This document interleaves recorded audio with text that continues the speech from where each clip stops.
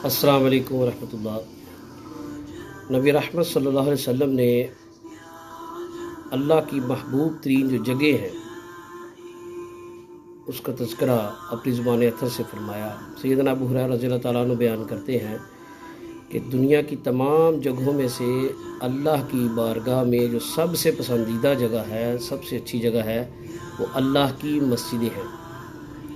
और अल्लाह की बारगाह में सबसे नापसंदीदा जगह जो है वो बाज़ार है, इस दुनिया के बाज़ार। तो कोशिश करें कि अपने दुनियावी मामलात के साथ साथ घरेलू मामलात के साथ मस्जिदों के साथ ताल्लुक़ कायम रखें। नमाज़ पंजगाना का अहतमाम करें, मस्जिदों की इबादतकारी में हिस्सा लें, मस्जिदों की मामलात में फ़आल हैसियत इख्तियार करें और बाज़ारों में हस्ब तौफ़ीक जाया करें। फ़जूल जाने और बैठने से गुरेज़ करें। अल्लाह अमल की तौफ़ीक अता फरमाए।